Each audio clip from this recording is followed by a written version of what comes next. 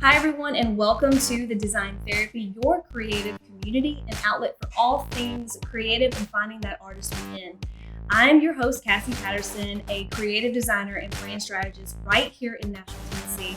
And I'm so excited. I have the lovely Rachel Kennedy on the episode today. We're going to talk all things entrepreneur, blogging, and just educating everyone on this marketing system. Thank you so much for being here. Thank you so much. I'm really impressed you just did all of that without a script, because that would have taken like 47 tries to do. I've been doing it a couple of times now. I was like, I'm kind of getting my rhythm of like what I want to say. Yeah. And that's what this is. It's like a community and outlet for everybody. That's like, no matter what your industry is, you're finding that artist within yourself. Yeah. You know? And I think knowing exactly what you want to say before you start creating content and rolling is such an important thing. Mm-hmm. I know when I first started out, I didn't know what I wanted to do. And so it was just kind of a conglomeration of everything. Mm-hmm. And I feel like that is such a good tip, like right off the bat, everyone write that down. Education. Niche down. Know exactly what you want to say before you say it. But yeah, so like Cassie said, my name is Rachel Kennedy, and I have a blog called the Kennedy Curate. It's kind of gone past a blog at this point. It's more of like it's a platform for unapologetically feminine millennial women. I just feel like nowadays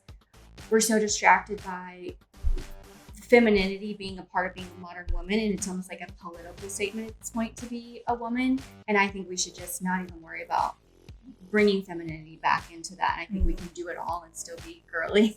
Yeah, I love that. Kind of I know. I love all of her posts. They're very feminine. Mm-hmm. They have this like light, airy touch to all of them. Yeah, definitely. that. I would say probably all my childhood rewatching all of like the Anne of Green Gables movies over and over again. I think that's where my aesthetic came from. But yeah, so that's my website. That's what I do. So yeah, I'm so excited that we're doing this, because I have been from my office in my house just doing. Because you've been traveling around a little bit. I have been traveling on the brain over here. I have been traveling around a little bit, but as I've gone to different places, I've still been like getting on Zoom meetings, because as I've gone different places, things have been closed. So I have done a few travel collabs, which I haven't posted about because I don't want to make people nervous. But when everything's back open, then I'm kind of going to post about that online. But yeah, I've been going to some different. It's like a little library of resources. Already you're kind of planning it out in advance. Exactly, yeah.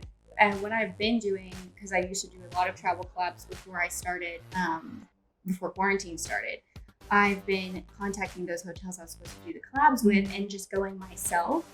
And they're just like opening up the hotel or whatever so that I can get the content, and then we can push it out and talk about how they've kind of changed what they're doing. Maybe their cleanliness standards have changed, maybe their methods and whatever has changed. But I've been really excited to still be able to do some of that travel like in a safe manner and still be able to create that content for those clients that thought they were going to completely lose any sort of publicity they were going to get, because it's nerve-wracking and you wonder if people are going to want to come stay at your hotel. Yeah. But yeah, so has that changed your business and like your approach? Because I know that most of your job is traveling. Yeah. So how have you kind of started approaching it with everything going on since February? Yeah, so I would say probably about half of my business was traveling, but I also did a lot of other travel related things, like what to pack, how to do your hair. I have this one post, one of my favorites is like how to have perfect hair while you're traveling, because I feel like that is such a difficult thing to achieve. You have perfect hair. What are you talking about? While you're traveling, I was just at a hotel, like this is 1 hour away from curling iron hair. But it's like, there's so many different things you can like learn how to do that don't actually involve the physical act of traveling, kind of just sort of setting yourself up for success when you do travel. That's the tone of it. Exactly. So, this might be a good time to finally invest in that luggage that you've been putting off. I just invested in luggage. There you go. I have a beautiful silver set now. Oh, so nice. That's very good. It's like, okay, well, I didn't spend that money on that trip I was going to take. So maybe I'll just go ahead and get that nice luggage, and then the next time I can. Ready to go. Yeah, exactly. So things like traveling that. Traveling in style. I mean, that's how you have to do it. Otherwise, you might as well not at all. What is the whole, like, I know that you have such an aesthetic on your site and your pages and social Instagram. Yeah. What's the idea behind it? Because you have like such a stylization idea. Can you describe that to our audience and what that is for you? Yeah, I would say it definitely stems from just the whole lifestyle of kind of injecting femininity into like everything I do. So it's like, how do I not apologize for being a woman, but still accomplish and slay all these goals that I want to do? Love that. It was We are women. Yes. I actually learned this from my mom and my grandmother. There is not a single photo of them in pants or without heels for probably 40 years. That's crazy. And it was like planes, trains, whatever they were doing, it was a dress, it was heels. And I was like, if they could do that back in the 60s, 70s, 80s, I can do that now with everything even being so much easier than it is. So it's just Is it a lifestyle? I would say yes, but it's almost kind of like this thing where if you feel like you look good, which for everyone else, that's something different. Some people are like, oh, my hair has to be done, I'm good. Or my makeup has to be done, I'm good. Or whatever it is. Mine's a winged eyeliner. Yes, you do have a winged eyeliner. I love colors. Yes. I just think everyone should pick that thing that makes them feel great about themselves and be unapologetic about showing up as that every time and not change the way you look or who you are to try to fit the situation. Exactly. Like bring yourself to every situation, put yourself in every situation, bring what you have to the table instead of trying to mold yourself around something else that like works for everyone else and makes everyone else comfortable. Because you're being authentic. Yeah, you're being your true self. Exactly. Ultimately, you're just going to fail if you're trying to please everybody. Because my thing is like, if you're pleasing yourself, then that's ultimately the only thing that matters, you know? So the platform is really based around that sort of mentality of not I am woman, hear me roar, like not that, but like you don't have to be competing with anyone else or trying to be something you're not to still get everything you want and do everything you want to do. So after just kind of publishing all of these articles and things about basically stuff I learned as I was learning it, I started to people question like, how have you built your business to the point where it is now? I've been doing this for 12 years. And I was like, well, it's because social media didn't exist. It was just starting. Yeah, it was just starting. There was no such Barely. thing. I think 2010. 2010, and I started blogging in 2008. So there was no such thing as like a WordPress template or any of that stuff. I was like, I'm a graphic designer. I didn't have templates. I had to learn how to code. I was like, I don't like this. HTML or CSS. Now I'm so grateful for Squarespace and Wix and GoDaddy. And all that. They've done some amazing things, and I think the reason I even started to do it was because it fascinated me that you could take an idea in your mind and with like just letters and numbers and symbols, it can literally manifest itself on a screen. That just blew my mind. So that was why I wanted to learn it. It's a whole language. It's like an art form. It's like learning to paint or something like that. But yeah, it's a whole language, and it was incredible for me to learn. So it kind of came from this nerdy side of like wanting to learn how to do these things, and then it turned into something else. And I would love to say, oh, I was intentional about every step I took, but I wasn't. Sometimes it's the beauty of art. You know, if you fall into like a happy accident. Absolutely. And then you grow from there and you refine it. And I think that's where a lot of artists like grow and change, is because they have that refinement. They hone in their focus. Yeah, you have to focus on the one thing that's important to you and practice that every single day. So like if coding and making beautiful websites is what you want to do, code every day, you know, or whatever it is. But you're absolutely right. So it kind of started basically just from me wanting to share everything I learned along the way. And then I realized I can actually help women learn how to do the same thing. Like, hey, I actually just published this Wonder Girl. It was like the 5 business courses you can take. And it was 5 business courses I took. Yeah. I mean, it was an expensive investment, but after I went through them, I was able to get another level. And I thought, okay, I'm going to share that now. So it's kind of just sharing the journey as the journey is going along. And that's basically just letting people kind of grow with you. Yeah, exactly. You know? I teach myself something and then I teach how I did it. Teach myself something, then I teach how I did it. That's mine. I'm a teacher. We share. That's it. That's educator. The short answer. I love I'm a teacher. But yeah, so what inspires you every single day? How do you find inspiration on a constant, since this is like something that's like you live and breathe it every single day? Yeah. Where do you find, your spark? I think for me, when I start a project, I want to see it through to the end. And when it's done, I'm looking for something else to do. So my inspiration comes from what's the next thing I want to learn. I don't even think about the content I'm going to publish, to be honest. I'm like, what's the next thing I want to learn? Then once I master that, then I can write about it. So if I'm constantly learning new things, I constantly have content. So that's it's totally selfish. But learning every day though, growing. Yeah, exactly. I would say learning every day. So right now I'm really interested in learning about It's kind of a new term, honestly, because the internet's so new too, but it's digital anthropology. Oh, And I haven't heard of this. yeah, it's so, Educate me. it's a very like, I wouldn't say it's a new concept, but it's new as far as like the mainstream being aware of it. Mhm. So you know how we have AI that reads our faces and you know it's able to unlock the phone or whatever, and there's data that's gathered based on people's behavior online, things they click on, and that's how you get served ads. Well, there's another layer to that, which is people's emotional interaction with technology. If you really think about it, humans were the ones that made technology, so it really is just a mirror back into ourselves for that emotion. And I think I love that. I think that remembering that machines aren't this thing that just dropped onto the earth out of nowhere, when we were the ones that made them. Instead of like a sci-fi movie. Exactly. So they should be working for us, not working against us. And I think so many people are like, oh, I was talking to my friend about such and such, and then I saw an ad for it on Facebook. I love when that happens, because then I've just been served the solution to whatever it was I needed, and I didn't have to do anything except talking about communicate it. Exactly.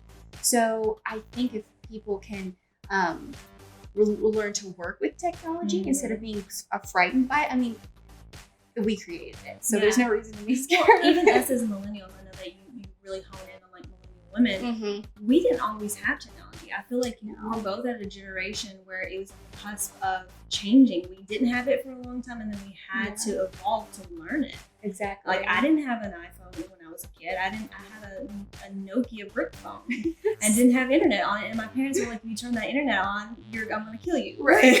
Because it sucks everything out. You can't get anything done. You can't. Yeah.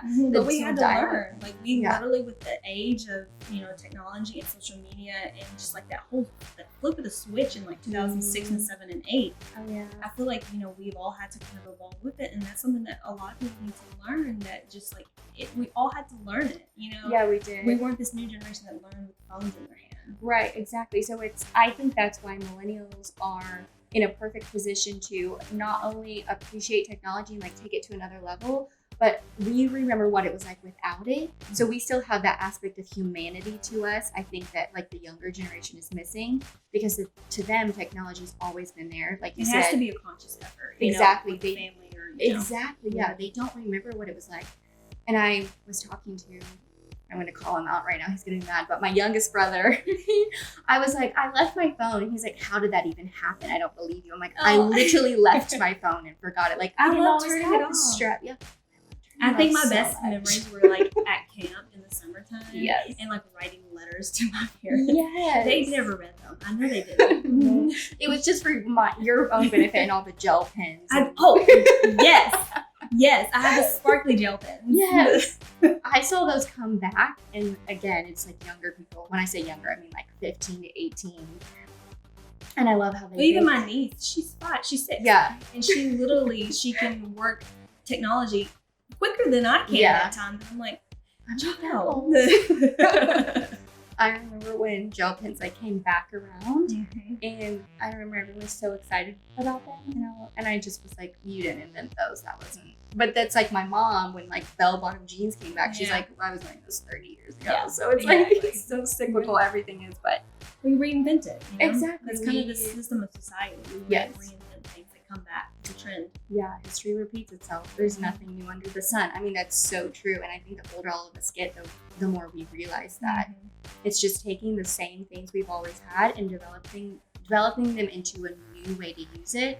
Like with technology, it's an emotional relationship we have. Like your phone dies, you get anxiety. And then it's like you start remembering, how do people get around before GPS? Like how print out a map. Yeah, exactly. Or you pull out the book map. You go to a gas station and you get a map, or you ask for directions or things like that. And it's so you have to like write it down. You have to like slow down. You have to pay attention. See, that's the thing. Your attention span has to kind of extend itself instead of the 7 seconds. Okay, I got it. Exactly. And I think something I've had to unlearn is multitasking, because there's really no such thing as multitasking. Like even halfway doing something. Exactly. Even a computer isn't doing anything simultaneously. It's switching back so fast. It's not, we're not aware of how fast it's going, but even a computer is switching back and forth between tasks to get them done simultaneously. But that's something I've had to learn recently, was unlearning multitasking because I'm not paying attention if someone gives me directions because I'm just going to put in my GPS.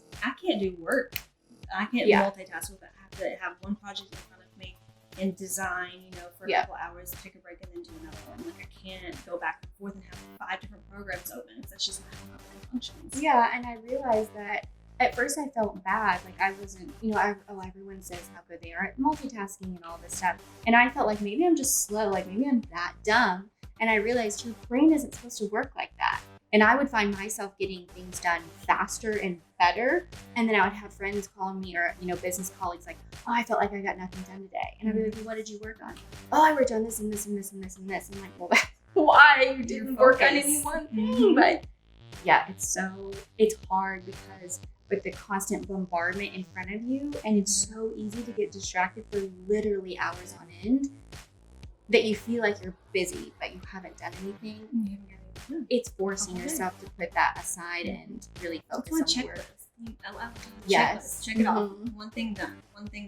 Move forward. Yes, exactly. I write things on Post-its and then I move them from one side of my keyboard to the other when I do it. It's like a child's puzzle or something. Yes. I need that visual. Well, I've seen so many things that like a lot of art directors do that. Just kind of being able to visually lay out what they've seen for the entire campaign and kind of understand, what is the flow and how they, like, if it's a female campaign, how the drip campaign is going to push out, responding to that emotional behavior of people, like, do I say yes to this, say no to this, what do I need from this product, Exactly.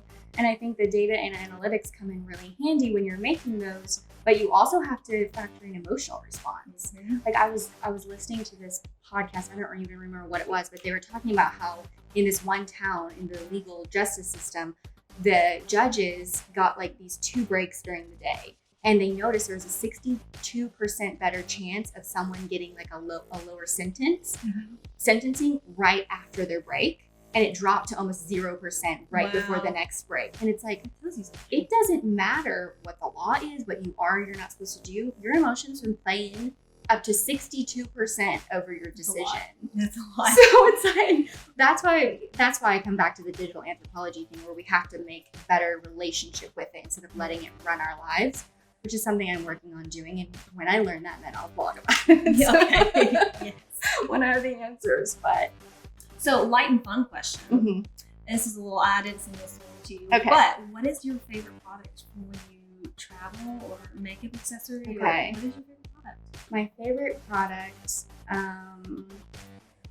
I love a good vitamin C serum because I feel like you kind of got everything in one. You've got the moisturizing, you've got the brightening, and you can really take I haven't slept to, I got a full night's sleep in a few minutes. But yeah, I love a good vitamin C serum. I don't go anywhere without it. If I skip any step in my routine, the vitamin C serum is going on. Like, it's happening. I've even been like woken up at 3 o'clock in the morning. But did I put my vitamin C serum on? And it goes on. But yeah, vitamin C serum for sure. And then beauty products. I also like to take a silk pillowcase with me everywhere. Ooh, I do. Ooh, I like that. I put it on. It helps your hair dry faster. There's no static when you wake up, and it just looks shiny. And you didn't have to actually do anything. There's no product involved. So I just put that in, and then when I get home, I wash it. But yeah. I love that. I didn't know that. Yeah. Oh my gosh, I'm gonna have to try that. I learned that from my grandmother, who used to wrap silk turbans over her hair curlers at night. That makes sense. There's nothing new. There's no new beauty tips. But yeah, I would have to say silk pillowcase, vitamin C serum. Those are like my 2 have to travel with those. Always. Oh yeah. And I'm always telling everyone else to get them. I give them as gifts all the time too. Yes. That's my go-to. You're like, thanks for thanks. Okay. No, I'll take it. If it makes my hair shiny, I'll take it. Yes, it does. It really makes a big difference. Yeah. Awesome. Well, what are some of the challenges in like your career that you find on like a daily basis? Yeah. Challenges for me are that I love research and I love getting distracted by research and pretending like that's being productive. So staying on task is one thing for me, but challenging as far as making sure that my content is being found online by the people I'm trying to reach. With everything, algorithms changing all the time, it's hard to keep up with all of that while still kind of creating new content at the same time. So I would say learning the landscape over and over again is definitely challenging. And, I think every time Instagram does an algorithm change, everyone's like, oh, my likes dropped, my views dropped, and it's just frustrating because you're you're trying to reach your client.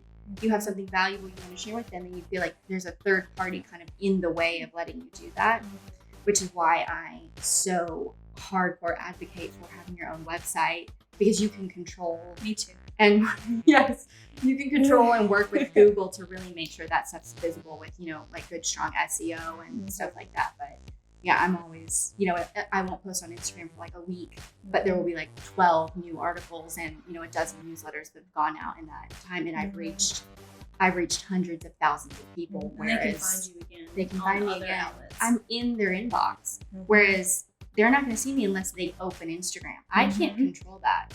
However, if you have someone's email address, if you have control that. Yeah, you can reach them anytime you want.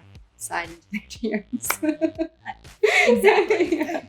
Exactly. So yeah, I would have to say just being seen is the biggest challenge I face, and having to relearn how to do that over and over. But yeah, so having how do you proactively try to challenge that? What do you do? Like, are there some like daily routines or things that you can kind of like take step by step? This is what I'm going to A, B, and C I'm going to do to help combat some of these things that you're facing and challenging. Yeah, definitely. One of the things I do is I stay up to date with like industry website leaders.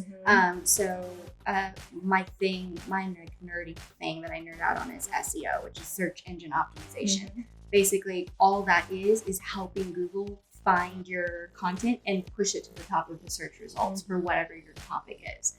So I try to stay on top of that. And interestingly enough, you would think that Google's blog would be super boring and nerdy, but it's actually very funny, and like the way they kind of talk about their updates and things.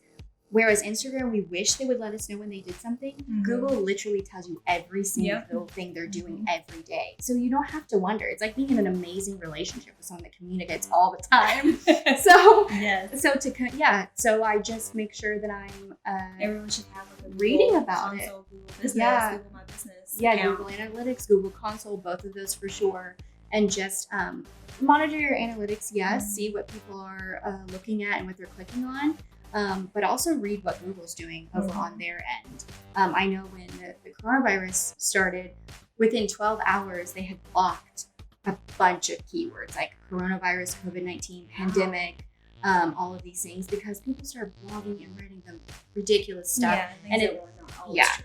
Until we have the facts. We're not going to know the facts until we have research and collect data on all the people that have come through with the virus. Who have been through it. And I think they weren't throttling people getting their opinions out there, but because we didn't know what was going on, they wanted to make sure that the medical information was at the top of the results, and not someone who was just really good at SEO, but really ultimately didn't know what to talk about. That's easing a panic in a pandemic for society. And making sure that you have access to that care that you need. Exactly. Yeah, and it was very important. So I have a separate newsletter list that's like helping and like mentoring bloggers to help make their website more visible, so that they don't have to rely on like the Like to Know It app or the Instagram app to make sales or to get new followers. It's just a tool. It's not. It's not a complete. That's not where you make money. You don't make money off of that. You make it off of where you're funneling it. Exactly. It was kind of like Apple. They had the laptop, and then they started doing other things, but they made sure that was their really good. They knew computers,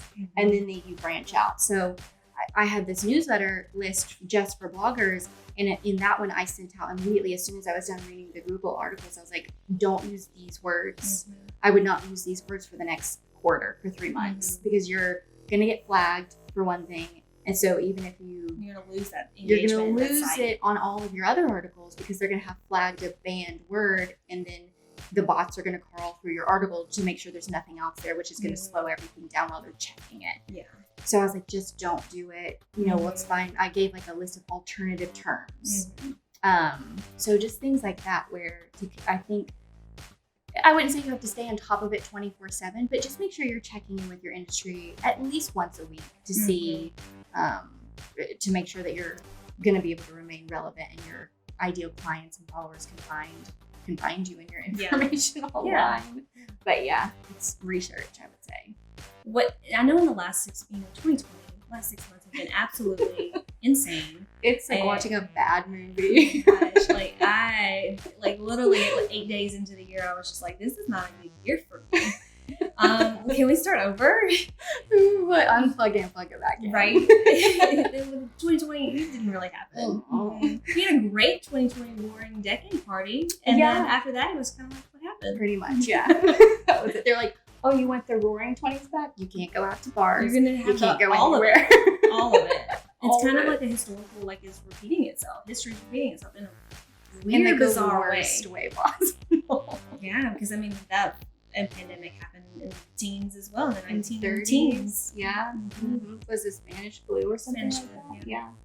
And it was so funny seeing all those vintage photos of like Victorian outfits with masks. I'm like, this is nothing new, guys. No, we just haven't seen it in a long time, and we didn't think it would happen to us.